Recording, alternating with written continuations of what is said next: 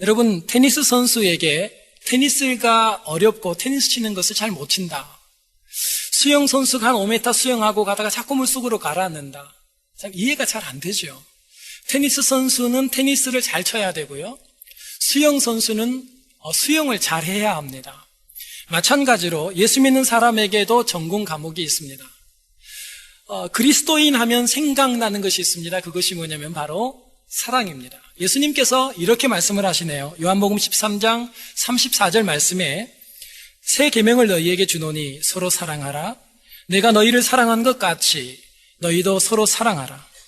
너희가 서로 사랑하면 이로써 모든 사람이 너희가 내 제자인 줄 알리라. 예수님께서 우리가 제자인 줄 알겠다, 내가 예수 믿는 크리스찬인 줄 알겠다를 너의 기도의 유창함을 보고 알겠다, 이렇게 얘기하지 않습니다. 너가 봉사를 많이 하고 헌신을 많이 하고 그런 열정이 있기 때문에 넌 제자다, 이렇게 정의하지 않습니다. 예수님께서 네가 나의 제자인 것을 내가 확인하는 방법이 있는데 그게 다른 게 아니라 네가 타인을 사랑하는 그 사랑으로 인해서 모든 사람과 너가 내 제자인 것을 내가 알게 하겠다는. 여러분, 수영 선수가 수영을 잘 못하고 테니스 선수가 테니스를 잘 못 치는 것처럼 만약에 예수 믿는 제자라고 하는 우리가, 예수 믿는 그리스도인이 크리스찬인 우리가 사랑의 선수 되지 않고 사랑을 우리 안에 발견할 수 없다면 이상하지 않냐는 거예요. 그 주님께서는 우리에게 우리가 진짜 예수 믿는 사람인지를 사랑으로 확인하겠대요. 사랑으로. 여러분, 오늘 이 본문 말씀은 바로 누군가를 우리가 사랑할 때 우리에게 나타나는 증상 3개예요. 사도 바울은 누군가를 사랑할 때 우리는 사랑의 겉옷을 입게 되는데 사랑의 겉옷 3가지의 겉옷을 우리에게 오늘 이 본문 말씀을 통해서 계시해 주고 있습니다. 여러분, 오늘 말씀을 통해서 내가 정말 예수 그리스도의 제자로 살았는지, 내 삶의 현장에서 그 사랑이 드러나고 보여지고 있었는지, 나는 그 3벌의 겉옷을 갖추고 잘 입고 다니고 있는지 반드시 점검하셔야 합니다. 우리가 봉사를 많이 하고 기도를 유창하게 하지 못한다 할지라도 하나님께서는 이 3가지의 겉옷이 우리에게 준비되고 확보되어 있는 것을 보고 너는 나의 제자라고 말씀하시겠답니다. 오늘 사도 바울은 본문 가운데 예수님의 제자가 갖추어야 될 사랑의 3가지 모습, 첫 번째 이렇게 말씀합니다. 사랑은 존중하는 마음으로 예의의 겉옷을 입는 것이다라는 거예요. 사랑은 존중하는 마음에 있다는 거예요. 마음에는 존중하는 마음인데 그것이 겉으로 밖으로 표현되는 게 뭐냐면 예의래요. 그래서 존중하는 마음이 내 안에 있는 그 존중함이 예의라고 하는 겉옷을 입음으로 그 사랑이 타인에게, 예수 그리스도에게 증명되어야 된대요. 사랑한다고 하면서 예의 없는 것? 사랑이 아니라는 거예요. 자, 오늘 본문 8절부터 10절 말씀을 보면 이런 얘기가 나옵니다. 바울이 빌레몬에게 이러므로 내가 그리스도 안에서 많은 담력을 가지고 내게 마땅한 일로 명할 수 있으나, 자, 이런 얘기입니다. 내가 사도다, 이러는 거예요. 내가 대사도지 않느냐. 내가 사도로서 너에게 명령을 할 수 있다는 겁니다. 네 종 노예가 도망쳐 나왔는데 이 도망쳐 나온 오네시모가 로마의 법으로는 주인을 도망쳐 나왔으니까 잡으면 사형이에요. 그런데 오네시모가 그냥 나온 게 아니라 주인의 것을 가지고 나왔어요. 물건을 훔쳐 나왔어요. 그냥 직결이에요. 사형이에요.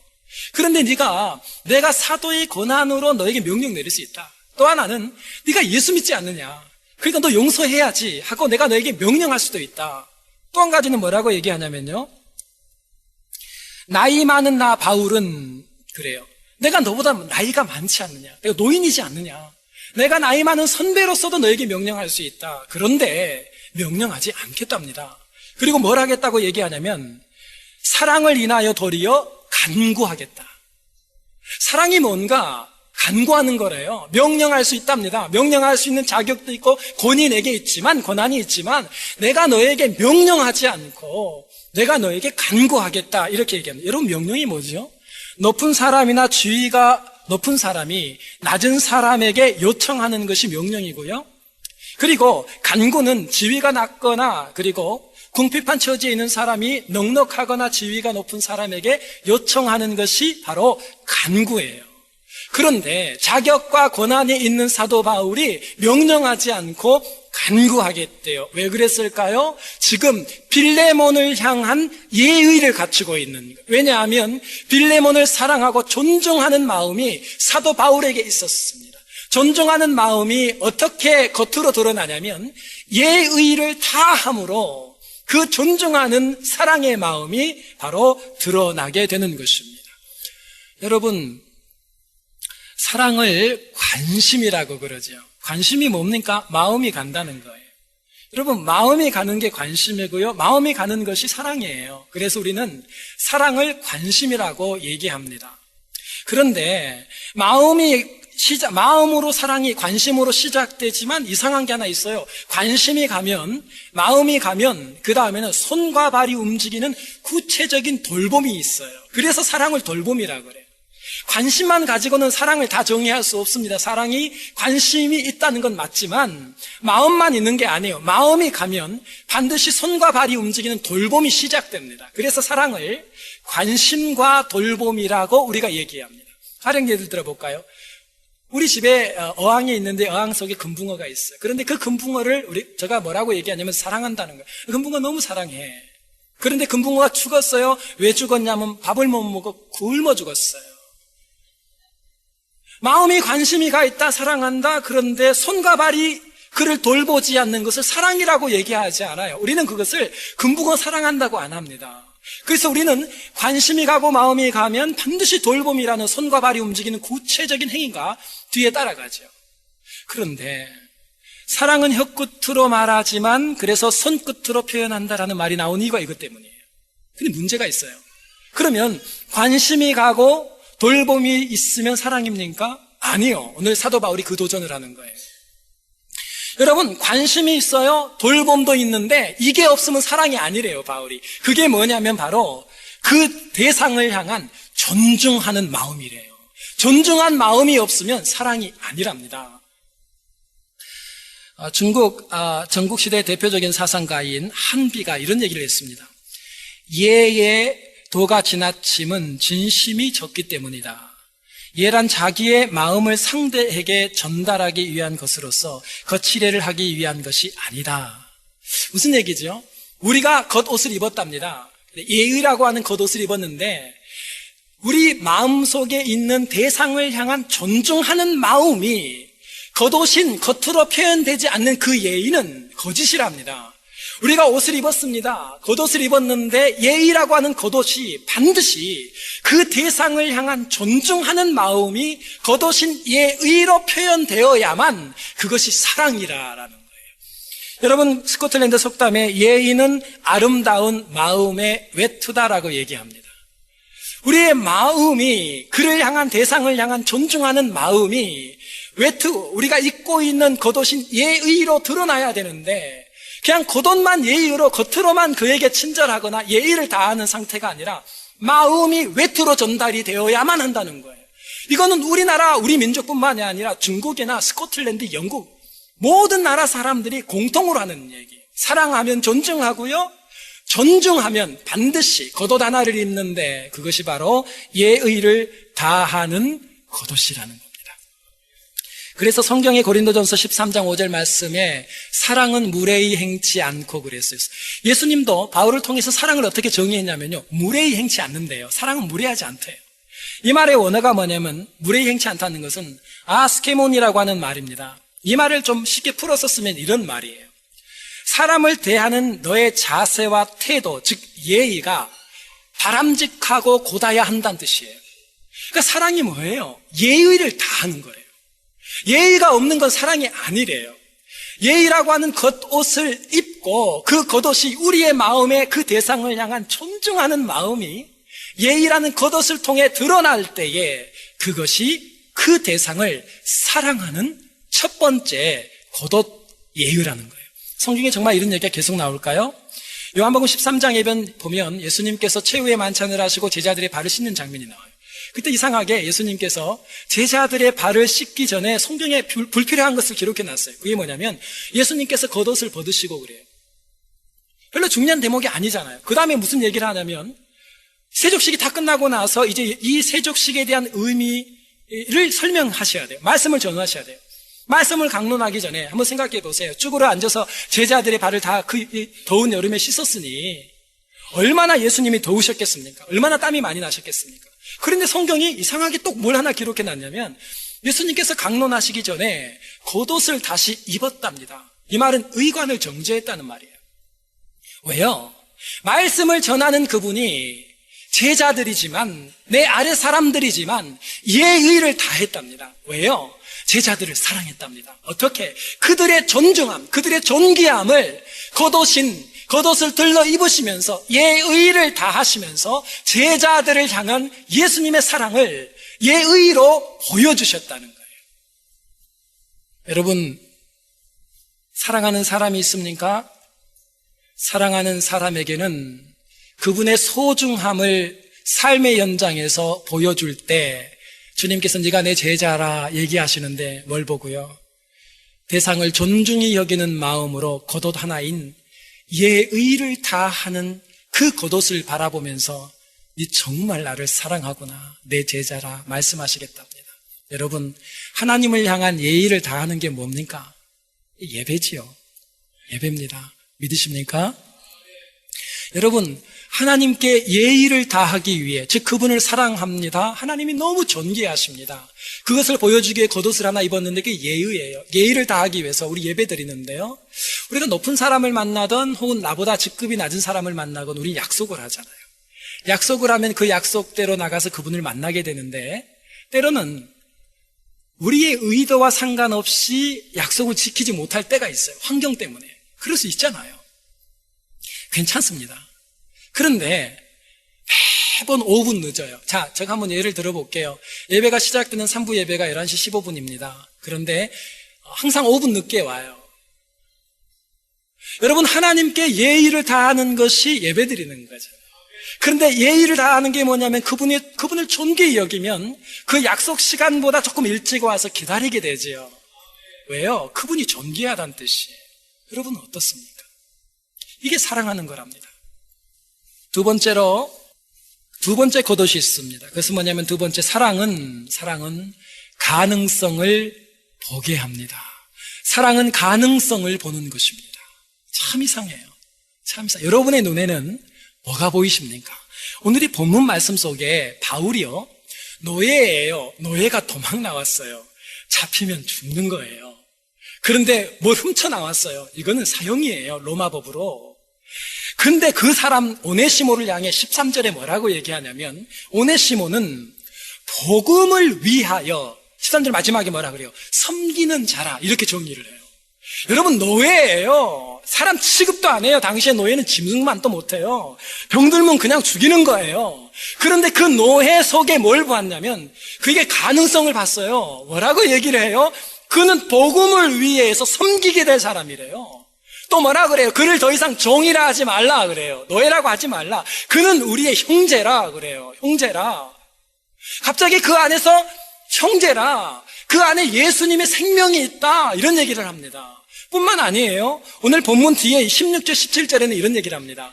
너희가 혹시 오네시모를 만나게 될 때 너희가 사도인 나를 만나는 것처럼 너희가 그를 그렇게 대접하라. 왜냐하면 그를 사도처럼 대접하래요. 지금 이상하지요? 노예예요, 죄수예요, 곧 죽임을 당할지 몰라요. 그런데 이 범죄자 오네시모 안에서 사도 바울이 뭘 보고 있어요? 가능성을 봐요. 오네시모를 사랑하는 사도 바울은 오네시모가 하나님의 자녀래요. 형제래요. 우리의 형제래요. 종 아니래요. 노예 아니래요. 그뿐만이 아니라 그 안에 복음을 위하여 수고할 자래요. 이상해요. 자꾸 이상한 얘기를 해요. 너희가 나를 사도로 대접하는 것처럼 나하고 똑같이 그도 그렇게 대접해달래요. 사랑하면 그 속에서 무엇을 발견하기 시작하냐면 바로 가능성을 발견해요. 남들은 쓰레기래요. 남들은 노예래요. 가능하지 않대요. 그의 인생은 미래가 없대요. 그런데 아니에요. 사랑하는 사도 바울의 눈에는 오네시모는 우리의 형제요, 복음을 위하여 수고할 자요, 사도라는 거예요. 정말 그럴까요? 여러분, 피카소의 작품 중에서 황소머리라고 하는 작품이 있습니다. 황소머리. 이 황소머리, 이게 얼마인 줄 아세요? 295만 불짜리입니다. 저게 사연을 들으면 더 화가 나요. 왜 화가 난 거 보실래요? 저 황소머리는요, 이 손잡이가 자전거 손잡이에요. 네, 뿌리. 그리고 황소 얼굴 있죠? 전 자전거 우리가 아는 안장이에요. 안장하고 손잡이 붙여놓고 300만 불이에요. 너무 속상해요. 네? 그런데 이상하죠? 이 사람이 손만 대면 돈이 돼요. 근데 이 피카소가 이상한 얘기 하나 했어요. 이 작품을 어떻게 했냐면 이 작품을 쓰레기장에서 발견한 거예요. 쓰레기장에 남이 버려놓은 자전거를 보고 거기서 그 두 가지 뜯어내가지고 붙였어요. 그리고 하는 말이 뭐라고 얘기했냐면 쓰레기는 위대한 가능성을 지닌 예술품의 재료입니다 그랬어요. 무슨 뜻인지 아세요? 예술을 사랑하는 예술가인 피카소에게는 쓰레기도 가능성, 엄청난 탁월한 작품을 만들어낼 수 있는 가능성이 있는 재료래요. 누구에게 그게 보인다고요? 그 가능성이. 예술을 사랑하는 피카소는 쓰레기 속에서도 가능성을 본대요. 여러분, 사도 바울이요, 쓰레기 같은 오네시모를 만났어요. 노예예요, 죄수예요, 종이에요. 남의 집에서 주인집을 도망 나왔을 뿐만 아니라 훔쳐 나왔어요. 사람들은 그를 쓰레기라고 얘기했어요. 그 쓰레기를 사랑하기 시작한 거예요. 그 안영혼을 사랑했어요. 그런데 사랑하면 한 가지 증상이 우리에게 나타나요. 피카소가 예술을 사랑하니까 쓰레기 안에서도 가능성, 엄청난 탁월한 작품의 가능성을 본대요. 누구만 봐요? 사랑하는 사람은 보여요. 사도 바울은 이 종인 노예인 오네시모를 바라보면서 남들은 끝났다고 얘기하고요. 그 인생에 무슨 미래가 있겠냐고 얘기하는데 사도 바울은 그 노예, 종, 이제는 사형당할 수밖에 없는 그 오네시모를 향해서 그는 하나님의 위대한 일로 섬길 사도와 같은 존재로 정말입니까? 성경에 기록되지 않은 야사 중에 이런 주장이 있어요. 초대교회 에베소 교회의 초대 감독이 누군 줄 아세요? 그 이름들 중에 한 초대 감독 이름이 바로 오네시모예요.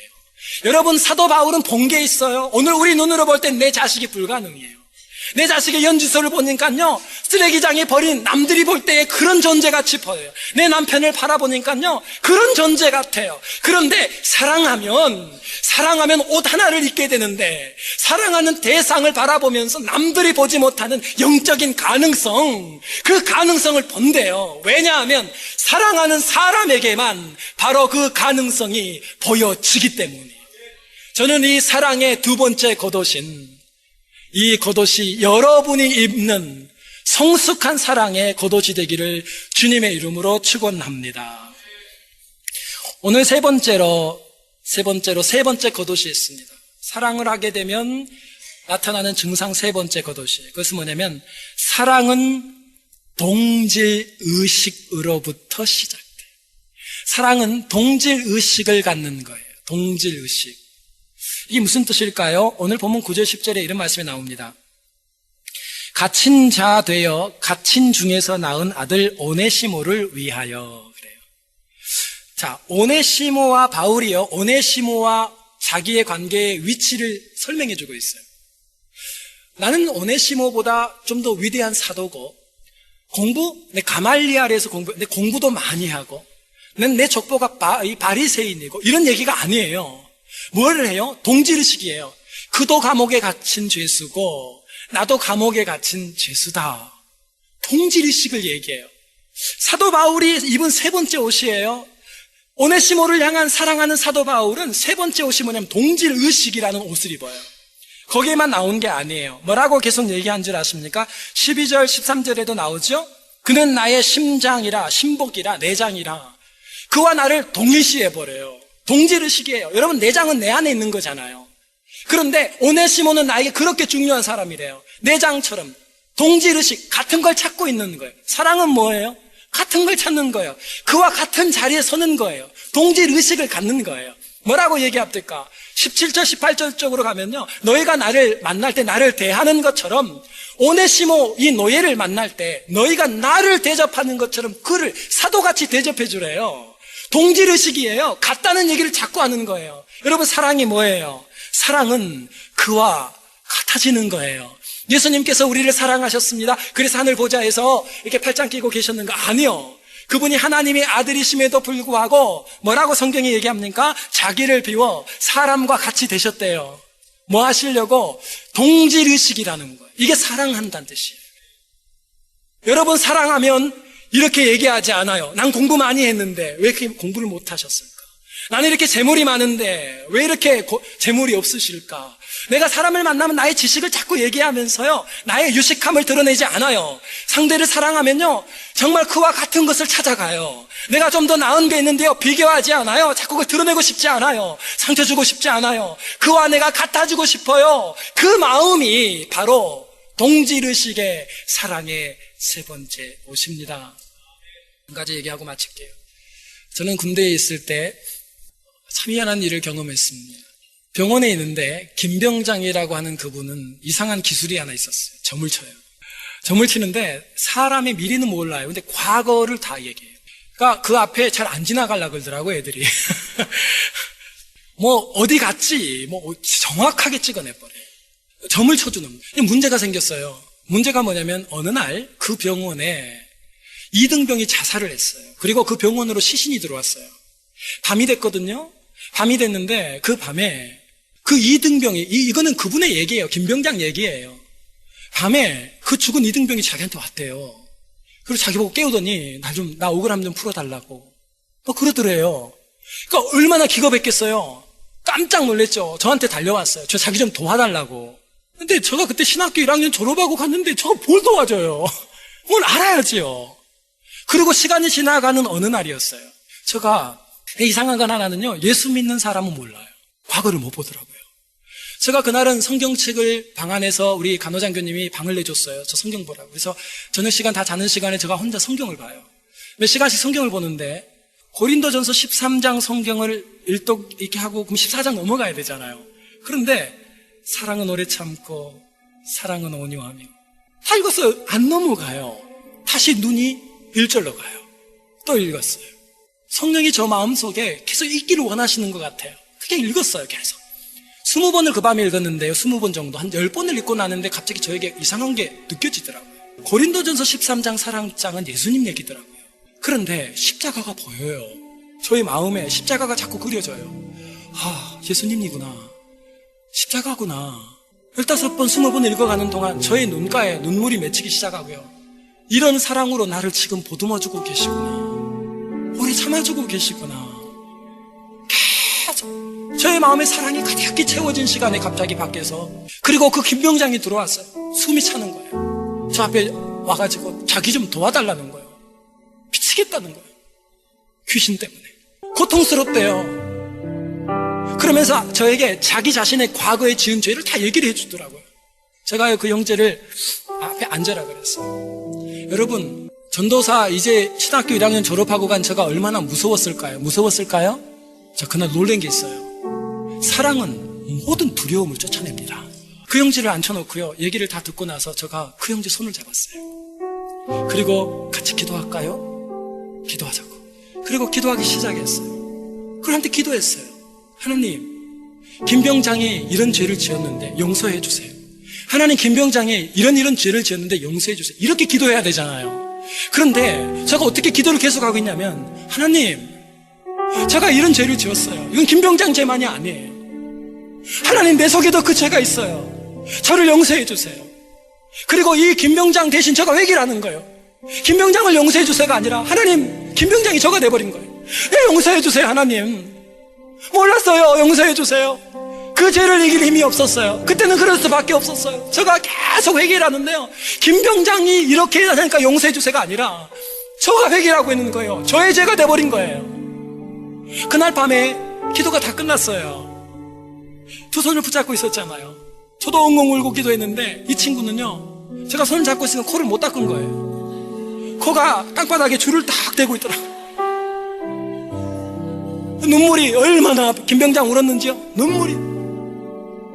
그날부터 귀신이 떠나가 버렸어요. 저 그날 하나님이 저에게 주신 메시지가 있었어요. 저는 그날 밤에 김병장 귀신아 떠나갈지어라 얘기 안 했어요. 그런 얘기 안 했어요.